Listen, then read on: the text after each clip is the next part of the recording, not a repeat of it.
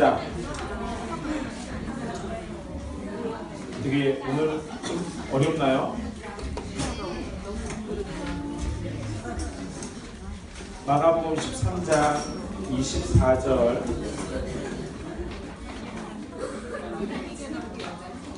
24절에서 37절까지 오늘 본문으로 되어 있는데요.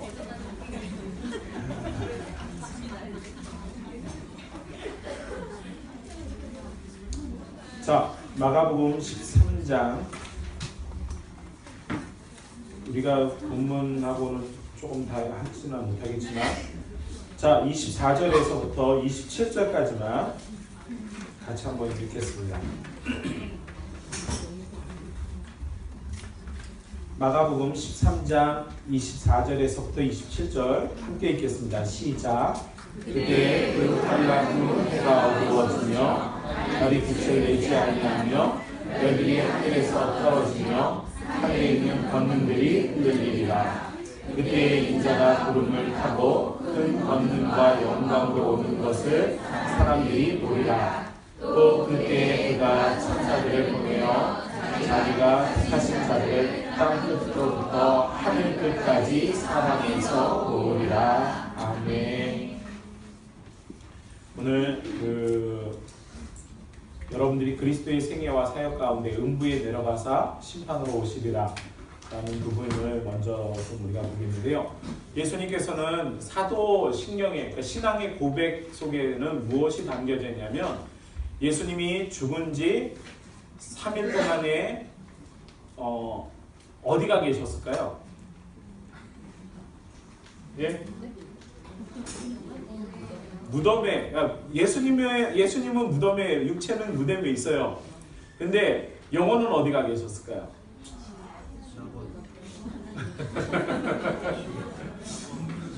네? 여러분들이 이 박스 안에 보면 예수님께서 지옥에 내려가셨다, 음부에 내려갔다. 이 음부라는 말은 곧 지옥이거든요.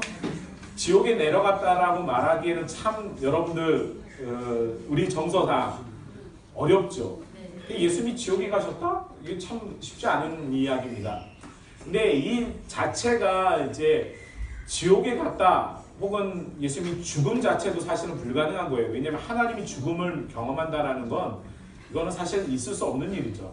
근데 거기에다가 더 내려가셨단 말이에요. 음부까지 가셨단 말이에요. 그러면은 우리나라 사도신경에는 음부라는 말, 음부에 내려가셨다는 말은 빼졌어요. 근데 초기에는 사실은 들어있었습니다. 저번에 한번 나눠드린 자료에 보면 아마 이렇게 보실 텐데, 그러면은 음부에 가셔서 만약 내려가셨다면 여러분들은 예수님이 음부에서 지옥의 형벌을 받고 있었다고 생각하세요? 아니죠. 그러니까 음부의 권세를 우리가 사망 권세를 깨치신 분이라고 말을 하는데 그 표현을 다시 말하면 음부의 권세를 깨치셨다는 얘기거든요. 그러니까 지옥에 내려가셨다라는 건 어떤 지옥의 형벌, 우리 개념으로 지옥의 형벌을 받기 위해서 내려가신 게 아니라 지옥의 권세를 깨트리기 위해서 내려가신 거죠. 그러니까 예수님의 비하라고 표현을 하는데 하나님께서 인간의 몸을 인카네이션한 인간의 몸을 입은 것도 비하, 낮아지심이고요. 그 낮아지심이 더 낮아진 게 십자가에서 죽으심이에요. 그리고 그 죽으심보다 더 낮아지신 게 음부로 내려가신 거죠. 더 갈 데가 없는 거예요. 그리고 거기에서 인간이 경험하게 될 가장 낮은 곳에서 승리하셔서 어떻게 해요? 육신의 부활을 하셨죠. 이제부터는 이제 음부에서 올라오는 과정을 승기라고 표현합니다. 조직신학에서는. 그러면 음부에서 올라오셔서 인간의 몸으로 부활하셨어요. 그러면은 이미 한 단계 바뀌셨기 때문에 승기가 된 겁니다. 근데 과거 육신의 몸을 입고 있을 때 예수님의 몸과 부활하시고 난 이후에 예수님의 몸은 같을까요? 다를까요? 다르죠. 여기서부터 이제 좀 이제 차이가 있는 거예요. 그리고 이 예수님이 승천하시죠. 이게 승천하는 게 다시 하늘에서 내려오셨던 분이 하늘로 다시 올라가는 승기. 그러니까 예수님의 비하와 승기라고 하는 표현을 씁니다. 그래서 저는 물론 이게 뭐 신학적으로 뭐 사람마다 다 다른 상황이지만 우리가 예수님이 음부에 내려갔다고 하는 표현 자체가 불경스러운 게 아니라 음부에 내려가서 그 사망 권세를 깨치신 분이 유일한 분은 오직 예수님 한 분밖에 없다는 것을 꼭 기억하셨으면 좋겠습니다. 그래야지만 사단의 괴효를 깰 수 있는 유일한 분이 되실 수 있는 것이고, 무적행, 우리가 보통 얘기하는 지옥의 무적행을 통치하시는 분이 바로, 무적행까지도 통치하시는 분이 예수님이다라고 말할 수 있는 거죠. 그러니까 우리가 이 부분에서 신학적으로는 좀 그렇게 이해하시면 좋겠고요. 오늘 본문 속에 우리가 다 읽지는 않았지만 예수님께서 자기 제자들에게 내가 곧 올 것이다, 내가 십자가에서 죽고 난 이후에 부활하고 하나님 보좌에 갔다가 다시 내려올 것이다 라고 하는 예수님의 재림을 언급해요. 그러면서 이 예수님의 재림을 통해서 우리는 마지막 날에 대한 준비를 어떻게 하느냐, 이게 오늘 성경에 있는 관건이죠. 근데 재미있는 것은 13장 3절에 보시면 예수께서 올리브 짜는 그 감람산에서 성전을 마주대하여 앉으셨을 때 베드로와 야고보와 요한과 안드레가 묻습니다. 무엇을 묻냐면은 우리에게 이르소서 어느 때에 이런 일이 있겠사오며 이 모든 일이 이루어지리라 할 때에 무슨 징조가 있겠습니까? 마지막 때가 언제입니까? 말씀하셨는데 그 마지막 때를 우리는 궁금합니다 라고 말하는 겁니다. 그래서 제자들이 그렇게 요청했을 때 예수님께서 우리가 아는 것처럼 여러 가지 환난에 대한 이야기를 합니다. 그리고 이 이야기가 계시록에서 반모섬에서 사도 요한이 그 계시를 통해서 마지막 때에 대해서 보게 되죠. 중요한 건 이 성경에 언급되어 있는 이 공간복음에는 마지막 때에 대한 예수님의 말씀이 있고, 이 말씀을 눈으로 본 사람이 사도 요한, 우리가 보통 얘기하는 계시록의 이야기예요. 그리고 그 계시록에서 언급된 마지막 날의 모습은 다시 성경으로 기록되었기 때문에 중요한 것은 본 것을 기록한 것이기 때문에 완벽하게 표현할 수 없음을 이해하셔야 돼요.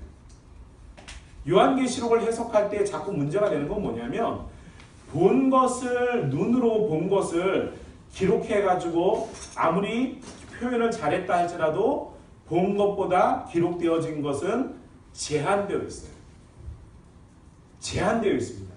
그렇다면 완벽하게 보지 못한, 그러니까 완벽하게 본 것을 다 우리가 모른다면 구원받는데 하등에 문제가 없는 걸 의미해요. 왜냐하면 반모섬에서 봤던 모든 계시의 내용을 성경에 완벽하게 구현하지 않아도 그 성경에 있는 부분, 다시 말하면 우리가 하나님의 마지막 심판의 때가 있는 것과 예수님의 다시 오심에 대한 것을 분명히 알기 때문에 거기에 대해서는 일체 어떤 문제가 되지 않습니다. 여러분들이 24장로 혹은 내 동물, 내 형상에 대해서 관심이 있는 줄 알아요. 그것을 어떻게 해석하느냐, 요즘 신천지가 14만 4천에 대해서 이야기할 때 그 14만 4천에 대한 키워드가 뭐냐, 결국 뭐 그런 얘기들인데 그걸 문자적으로 해석을 해서 완벽하게 문자적으로 해석해도 오류가 있는 거예요. 무슨 말인지 아시겠어요? 제가 방금 말씀드렸죠. 요한이 눈으로 본 것을 기록했다고 했어요. 문자로. 그러면 세대주의자들이 문자나 그 모든 것들을 그것이 하나님의 말씀이라고 해석해도 거기에 오류가 있어요. 그들이 말하는 그 이야기예요. 그래서 요한계시록의 키워드 가운데 하나가 뭐냐면 본 것을 기록했다라고 분명히 얘기해요. 제가 얘기한 게 아니고 계시록 한번 볼까요? 이게 사실 중요한 부분이기 때문에 오늘 이 본문하고 좀 다시 좀 설명을 하긴 하겠지만, 요한계시록 1장 1절을 읽으시면서 그리고 3절까지 읽으면서 계속해서 강조하는 게 뭐가 있냐면은 예수 그리스도의 계시라, 이는 하나님이 그에게 주사 반드시 속히 일어날 일들을 그 종들에게 보이셨다라고 해요. 그리고 그의 천사를 그 종 요한에게 보내어 알게 하셨어요. 그리고 요한은 하나님의 말씀과 예수 그리스도의 증거, 곧 자기가 본 것을 다 증언하였다라고 하는 것은 자기가 본 내용을 빠짐없이 기록했다라는 의미인데, 그 빠짐없이 기록했다라는 건 눈으로 봤던 모든 시각적 요소들을 다 글로 담았다라는 의미는 아니고 핵심적인 것만 담았다라는 거죠.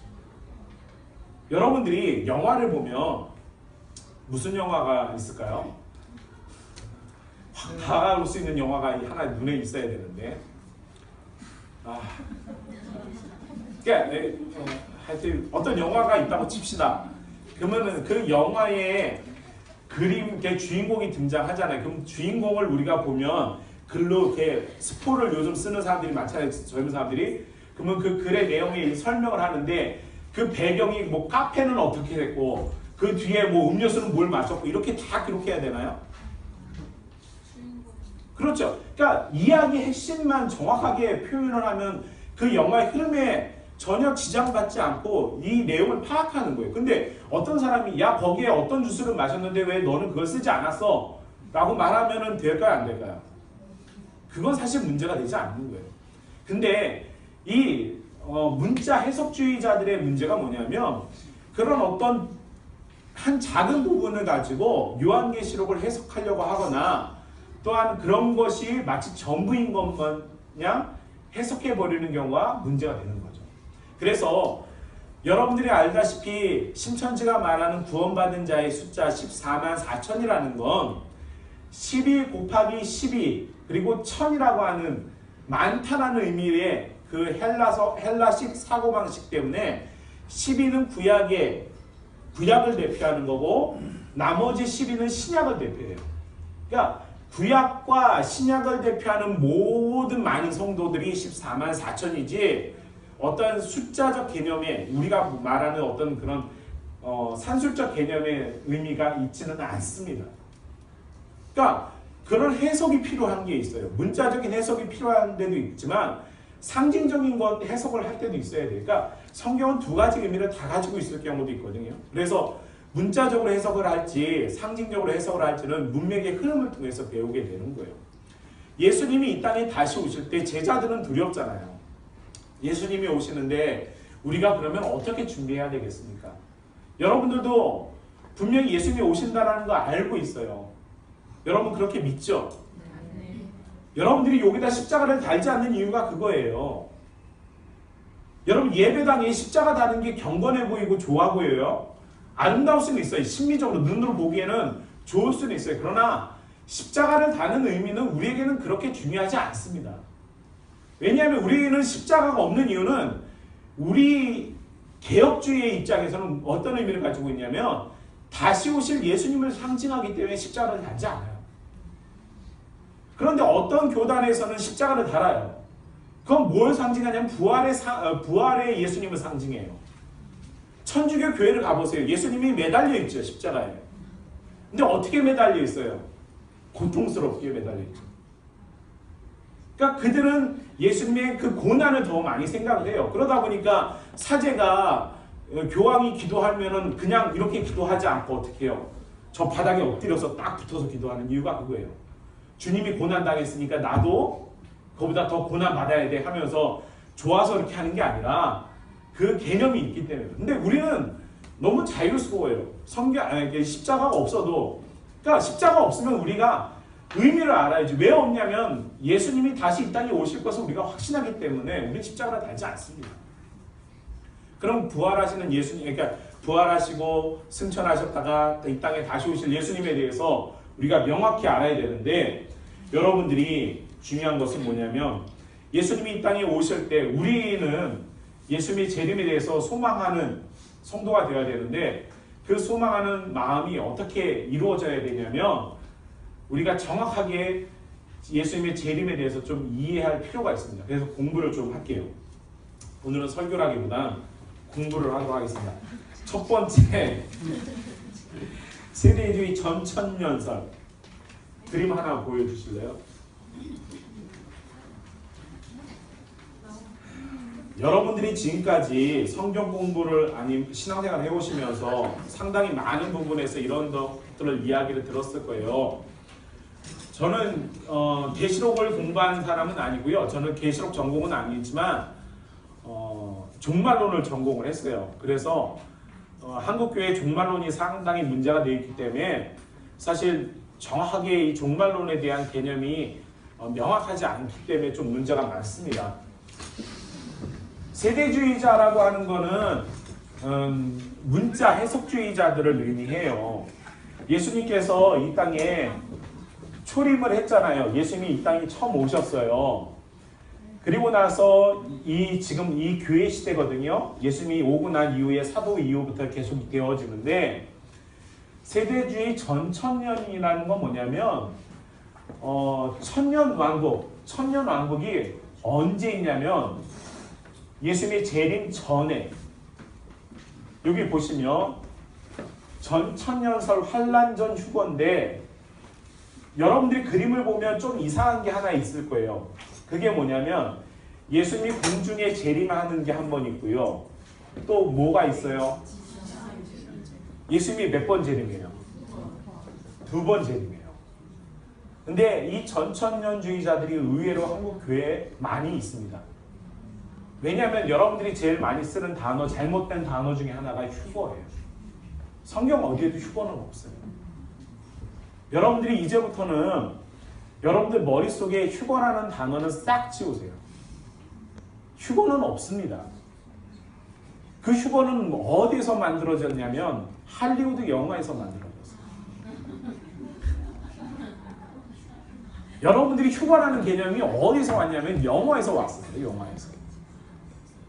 근데 그 영화의 파급력이 너무 커가지고 마치 진짜 휴거가 있는 것처럼 생각하는 분들이 너무 많습니다.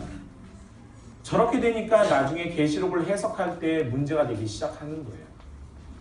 그리고 여러분들이 오맨이라는 영화도 보셨겠지만 그 영화를 보거나 혹은 그 휴거와 관련된 책들을 보시면 여러분들이 잘못 오해하면 예수님이 여러 번 재림하셔야 돼요.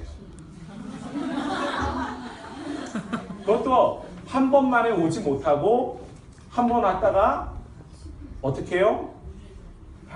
공중에서 있다가 공중에서 여기까지 오는데, 지상까지 오는데 몇 년이 걸려요? 7년 걸리면 그동안에 뭐 한다고요? 성도가 고난받는다. 이게 우리가 보통 얘기하는 전천년자들의 환란전 휴거를 의미합니다. 이거는 절대 비성경적이에요. 근데 논란이 상당히 많아요. 왜 그러냐면 예수님이 공중에 오시면 성도들이 부활을 해요. 성경에 있는 문자적으로 해석하다 보니까. 그러면은 이 성도가 부활해서 예수님 맞이하고 갔잖아요. 그리고 나서 7년 대환란이 있는데 문제는 여기에요. 무엇만 환란을 겪냐? 유대인만 환란을 겪는다는 거예요. 여러분들이 지금까지 알고 있는 저 7년 대환란의 개념이 상당히 마치 정확하게 성경에 있는 것처럼 알고 있는데 절대 그렇지 않습니다. 그리고 나서 7년 대환란이 끝나고 나서 유대인들이 거기에서 건절임을 당하잖아요. 예수님이 이 땅에 다시 와요. 공중에 있다가 7년 뒤에 오셔요. 그럼 유대인이 부활하는 거예요. 그럼 부활이 벌써 여기도 몇 번 되죠. 그리고 나서 무엇이 있냐면 천년이라고 하는 왕국 기간이 만들어져요. 예수님이 이 땅에 딱 오셔서 천년 왕국이 만들어지는 거예요. 그 천년 왕국이 만들어지고 난 뒤에 심판이 있는 거예요. 그리고 그때는 불신자가 부활하고, 이게 보통 전천년주의자, 그러니까 세대주의 전천년주의자들의 이야기예요. 저게 정확합니다.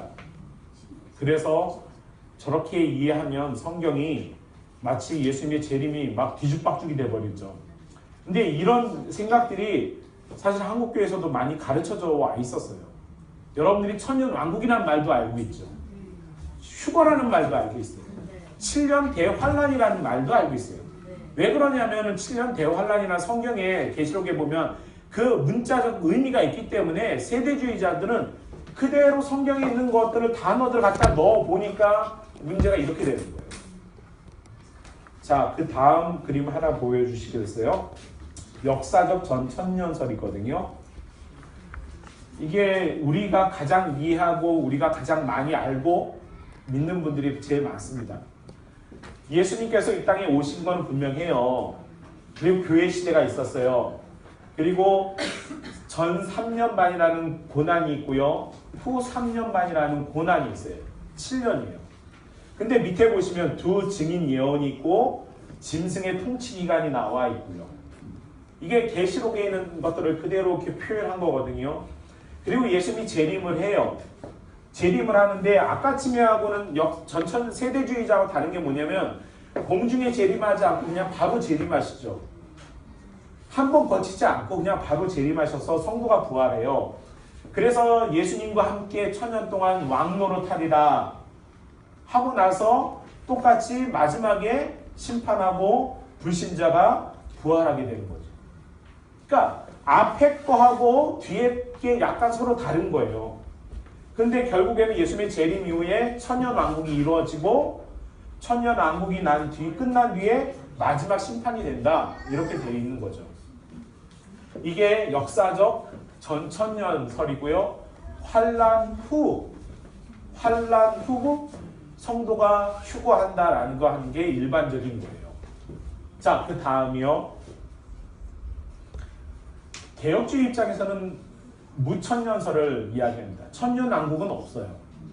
여러분들이 물론 이제 지금도 사실은 우리 교단에서도 무천년주의자하고 역사적 전천년주의자가 있습니다. 두 사람이 두 교파랜다. 두 학설을 가지고 지금도 우리 교단 내의 교수님들끼리도 서로 달라요. 그러니까 이게 그렇게 쉬운 문제는 아니에요. 저는 무천년주의자입니다. 제가 저를 밝혀야 이제 저도 잘못될 수 있어요. 왜냐하면은 저도 정확하지 않으니까. 예수님이 이 땅에 처음 오셨어요. 그리고 지금은 교회 시대이고 그리고 곧 지금은 환란 시대예요. 이건 구분되지 않습니다. 그러니까 7년 대환란이라는 건 어떻게 보면 7년의 기간이라기보다는 그냥 상징적인 의미로 해석을 해요. 이게 무천년주의자들의 입장입니다. 그래서 교회 시대이지만 곧 환란 시대예요. 저와 여러분들이 아마 이 중간 어딘가에 살고 있겠죠. 그리고 예수님께서 이 땅에 다시 오실 때는 단회적인 재림이에요. 공중에 왔다가 또 한 번 지상으로 오는 그런 두 번 이중적인 재림이 아니고 단회적인 재림이고 그 단회적인 재림에 예수님 우리 인간은 부활하고 휴거라는 말은 없으나 일반적으로 이렇게 다시 산다는 의미를 이렇게 공중으로 간다는 의미를 갖고 있는데 부활과 심판이 같이 일어납니다. 그렇지 않겠어요? 예수님이 이 땅에 오시는데 그리고 나서는 천국과 지옥으로 가는 거죠. 예수님이 이 땅에 오실 땐 이미 세상의 심판이 끝나는 것을 의미해요. 근데 왜 이게 많이 이렇게 어렵냐면 이게 정확하게 어떤 개념이냐면요. 사실은 사도 바울이 그 당시 로마를 배경으로 했을 때 역사적으로 저 아판테시아라고 하는 단어가 있는데 영접한다라는 헬라어 단어가 있는데 이 헬라어 단어의 의미가 뭐냐면 제가 어느 성을 가려고 하는데 제가 왕이에요. 근데 어느 성을 가려고 하는데 어느 성에 갈 때 왕이 그냥 가요? 누구를 보내죠? 사도, 보냄을 받은 사람. 여러분들이 아는 사도들, 그러니까 제자들을 보내기 위해서 사람을 보내죠. 그래서 왕이 가는데 준비하라고 해요. 성경하고 잘 매치해 보시면 이해가 될 거예요. 준비해라 라고 이야기 전령을 보내서 준비하고 왕은 이미 떠나서 저 성을 향해서 가죠. 그러면은 성에 있는 입장에 있는 사람들은 전령이 와서 왕이 온다라고 하는 표현을 했어요. 그러면 가만히 있어요? 어떻게 준비해야죠? 준비를 어떻게 해야 돼요? 여러분 제가 신방 가면 권사님들이 커튼도 빨고요 방도 청소하고 물론 다 청소하지 않고 제가 앉을 만한 데를 청소해요. 저희 집도 해봤어요. 저희 어머니가 하면 다 이렇게 한쪽으로 다 몰고 해봤습니다. 방석도 새로 이렇게 하고 장식하잖아요. 꾸미죠. 꾸며요. 그래서 꾸며놓고 나서 그걸로 끝나나요? 화동도 준비하고 꽃다발도 만들고 노래하는 사람도 준비하고 여러 가지 준비를 막 해요. 근데 이제 왕이 처음 한치서 이제 어느 정도 오면은 계속해서 왕은 전령을 보낼까 안 보낼까요? 중요한 건 계속해서 왕은 전령을 보내요. 내가 어디쯤 왔다 계속 보내는데 여기서 준비한 사람들이 그냥 오겠지, 때 되면 오겠지 이런 식으로 아니에요. 준비를 하는데 준비가 됐어요. 이제 근데 마을 좀 한 몇 킬로 정도 가면은 여기 있는 장관이나 여기 있는 성주들이 가만히 왕을 여기서 맞이할까요? 어떻게 할까요? 그렇죠. 이게 중요한 거예요. 이제 이 개념이 왜 저런 헷갈리는 개념이 등장하냐면 여기 있는 성주가 그냥 가지 않고 자기도 사람들을 환영 인파를 데리고 왕이 있는 곳까지 마중을 나가요. 그리고 왕이 오면은 거기서부터 어떻게 해요? 꽃 뿌리고 여러분들이 호산나 예수님께서 다윗성에 이렇게 입성하실 때 예루살렘 성에 입성할 때 하는 똑같이 막 호산나 찬양도 하고 노래도 부르고 꽃도 뿌리고 이러면서 맞이해서 이 성을 들어와요. 이 성에. 그러면 왕이 이 성에 왜 왔겠어요? 이게 중요한 거예요. 왕이 이 성에 왜 와요? 놀러 왔을까요? 사실은 이 성을 평가하기 위해서 왔어요. 잘했으면 상을 주고 못했으면 성주부터 시켜가지고 목을 이렇게 치는 거죠. 이게 왕이 이 성에 온 이유예요. 그래서 잘한 사람은 상도 주고 못한 사람은 이렇게 목도 치고 벌도 세우고 이게 그 당시의 문화였어요. 근데 이 문화가 파루시아라고 하는 여러분들이 많이 들어보기 하나님의 나라의 임재를 많이 들어보기 시작했는데 이 파루시아와의 개념이 아니라 사실은 아판티시아라고 하는 개념이 사실은 성경에 더 맞는 게 영접하는 거예요. 영접. 휴거가 아니라 영접해서 예수님을 이렇게 모시고 들어오는 과정인데 중요한 건 아까쯤에 역사적 전천년이나 세대주의 보면 어디죠? 세대주의 전천년은 공주로 끌어올려라고 하는 말이 우리가 마치 그렇게 마중 나간다라고 하는 개념으로 생각하고 있는 거예요. 근데 사실은 우리는 공주로 이렇게 올라가서 예수님 맞이하고 하는 게 아니죠. 인간의 몸은 그렇게 할 수 없습니다. 그러니까 휴거라는 개념은 물론 이 역사적 흐름에서는 가능하나 이것이 성경의 그대로 배경으로 흡수돼서는 안 돼요. 그 대신 무엇은 똑같아요. 여기 있는 사람이 소식을 계속 듣고 무엇하는 거예요? 준비하는 건 똑같이 해야 돼요. 언제 오실지 몰라요. 사실 왕이 기분 내켜가지고 빨리 올지 아니면 딴 데 가서 좀 잠깐 놀다가 올지 모르는 거예요.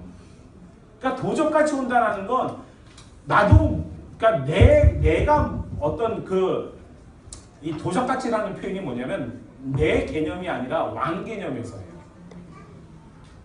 그러니까 왕이 오고 싶을 때 오는 거지 내가 정한 시간에 오는 건 아니잖아요. 그러니까 내 입장에서 도적이에요. 왕이 언제 올지 솔직히 모르잖아요. 근데 왕은 자기가 언제 갈지 자기 마음이에요. 무슨 말인지 아시겠어요? 그러니까 준비하는 입장에서는 도적 같지만 오는 입장에서는 자기 마음이에요. 그러니까 언제인지 우리가 모르고 우리는 준비를 잘하면 왕이 바로 앞에 와가지고 금방 와도 문제가 없는 거고 준비가 안 되면 우리가 왕이 올 때 문제가 되는 거예요. 그러니까 그날이 도적같이 이를 줄을 우리가 관심 있는 건 그 시간이 아니라 여기에서 준비하는 시간이 중요한 거예요. 그러니까 이 개념을 꼭 기억하셨으면 좋겠고요. 또 하나가 있는데요. 세대주의 전천년설이 있어요. 이건 후천년. 그 후천년부터 하죠. 후천년은 아까 지금 무천년하고 상당히 비슷해요. 그쵸? 근데 뭐가 다를까요? 그렇죠. 천년왕국을 버리기가 어려운 거예요. 성경에 천년왕국이 있을까? 이게 성경을 해석하는 입장에 있는 사람들은 그러니까 빼기도 뭐하고 없는데 모른 척하기도 뭐하니까 에라 모르겠다. 천년왕국을 여기다 집어넣는 거예요. 이게 후천년설입니다. 그래서 천년왕국 후에 예수님이 재림한다 해서 후천년이라고 해요. 자, 이것도 물론 그러면은 지금 교회 시대이고 무천년 입장에서는 지금의 환란 시대이기도 해요. 근데 어떻게 보면 요즘 유토피아 세상을 지향하고 사람들이 천년 왕국과 같이 번창하는데 제가 볼 때는 이 모든 개념이 다 사실은 뭉쳐있다고 생각되기도 해요. 그래서 일단은 이 부분은 저도 잘 모르겠습니다. 저라고 다 어떻게 알겠습니까? 자, 그 다음에 세대주의 전천년설. 세대주의자들은 성경에 예수님이 공중에 임한다 혹은 지상에 임한다 이 여러 차례 이 단어들을 해석하려니까 공중 재림을 하고 지상 재림을 해요. 그러니까 재림이 세대주의자들에게 문자 해석이기 때문에 예수님이 이렇게 두 번 재림하게 됩니다. 근데 문제는 여기에 문제가 있는 게 뭐냐면 환란이 시작되기 전에 믿음이 좋은 사람 먼저 그리고 환란을 거치고 나서 거기서 테스트에서 성공한 애들만 또 따로 부활하게 휴거되는 여러분들이 대부분 이렇게 인식하고 있을 것 같아요. 7년 대환란 잘 견디어내면 내가 어떻게 좀 되겠지 라고 생각하시는 경우가 있어요. 그래서 부분 휴거설이라고 해서 때때로 이렇게 휴거가 되는 거예요. 여러 차례. 그리고 여기에서 천년왕국이 있고 마지막에 불신자가 심판을 받죠. 자, 이런 어떤 여러 가지 성경에 있는 부분들을 보시면 아시다시피 저런 그 성경 해석에 어려움이 있어요. 근데 제가 이제 말씀드릴게요. 나머지 거는 이제 안 하고 넘기죠. 많아요. 저도 많습니다. 이게 많은데. 죄송합니다. 자, 제가 이 종말론과 관련돼서 이렇게 설명을 드린 이유는 뭐냐면 우리가 성경을 정확하게 해석하고 또 이해하지 않으면 이단이 우리에게 무슨 말을 하든 우리가 다 빠져들어 버릴 수밖에 없어요. 근데 여러분들이 명확하게 아셔야 될 것은 예수님이 이 땅에 오실 때 재림에 대해서 말씀하시는 제자들에게 말씀하신 이유는 너 재림 때 두려움을 느끼게 하고 공포를 느끼게 해서 우리로 하여금 막 무서움 속에 살게 하려고 이 재림을 말씀하셨을까요? 절대 아니죠. 그러니까 예수님이 마지막 때를 이야기하는 이유는요. 우리에게 그 마지막 때는 무엇이냐면 우리에게는 소망의 시간이 되는 거예요. 죄가 있는데도 불구하고 왜냐하면 내가 비록 죄인이지만 내 안에 살아계신 예수 그리스도께서 나를 구원하시고 하나님의 자녀로 삼아주시겠다고 약속하셨고 그 약속을 믿는 나는 비록 재림의 때가 언제인지는 모르지만 분명한 것은 나는 구원받은 하나님의 자녀이고 하나님께서 나에게 영원한 생명을 주시겠다고 하는 그 소망을 가지고 살아가는 그러한 우리들에게는 그것이 하나의 기쁨과 또한 소망이 되고 바람이 되는 거죠. 여러분 계시록과 또한 종말에 대해서 우리가 잘못 이해하면 두려움으로 다가올 때도 있어요. 아마 여기 계신 분들 중에는 은연중에 마지막 종말의 때가 나에게는 환난과 고난의 시간이라고 여길 수도 있겠죠. 근데 여러분 우리에게는 우리 개인들에게는 각자 역사적인 어떤 전체 인류적인 종말도 있지만 우리 개인 안에도 종말이 있잖아요. 우리가 죽음을 향해서 달려나갑니다. 그런데 여러분 우리가 먼저 개인의 종말을 맞이할 수도 있을 것이고 우리가 죽기 전에 예수님이 이 땅에 오실 수도 있어요. 그것은 우리에게 예수님이 오셨다는 사실은 중요한 건데 언제 올지에 대해서 방점을 찍어버리면 자꾸 우리가 어떻게 잘못되냐면 1999년 무슨 공동체 같이 이렇게 세대적이고 말세적인 것에만 관심 있게 되죠. 여기 예수님이 우리에게 말씀하신 건 그 때와 그 시는 우리의 개념이 아니고 하나님의 것이기 때문에 우리가 하나님의 것에 관심을 갖기보다는 우리는 오늘 종말의 때가 오고 또 마지막 날이 올 것을 알고 준비를 잘하는 게 중요하다는 게 예수님이 우리에게 가르쳐 주시는 거예요. 그러니까 우리의 관심사는 종말의 때가 아니에요. 우리의 관심사는 어떻게 잘 준비할까? 어떻게 잘 준비할까? 우리가 준비할 수 있는 것은 무엇입니까? 말씀으로 하나님의 말씀으로 우리가 소망을 가지는 거예요. 그리고 사랑하는 거예요. 그리고 공동체를 세워나가는 것이고 서로를 위해서 우리가 기도하는 것이고 여러분들이 알고 있는 모든 신앙적인 삶의 태도가 이 안에 담겨져 있는 그 모습대로 살아가는 거예요. 지난주에 우리 집사님 한 분이 아내들이여 남편에게 뭐하라고 하죠? 순종 안 하라고 복종하라고 했어요. 복종.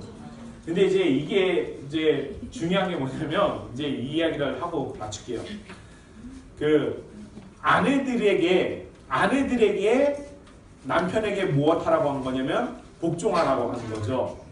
그러면 남편은 그 구절을 가지고 아내들을 향해서 하나님이 나에게 복종하라고 했으니까 당신은 내 말을 무조건 따르고 복종하라는 의미로 그 말을 준 게 아니라 아내의 책임 하에서 그리스도를 섬기듯이 남편에게 복종하고 순종할 것을 아내에게 요구하는 거예요.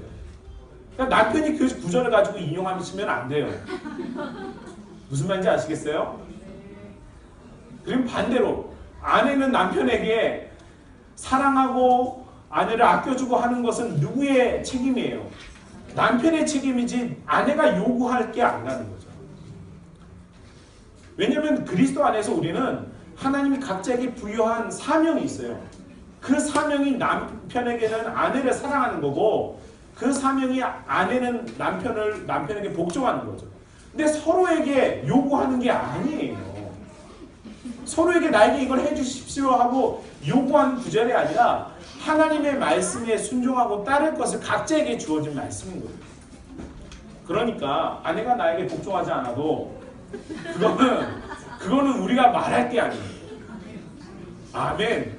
그렇게 하셨는데 그 반대로 남편에게 나만 사랑해 주세요 라고 너무 이야기하지 마셔야 돼요. 무슨 말이냐면 둘 다 하나님께서 주신 명대로 말씀을 지키고 순종하는 게 우리에게 중요한 거예요.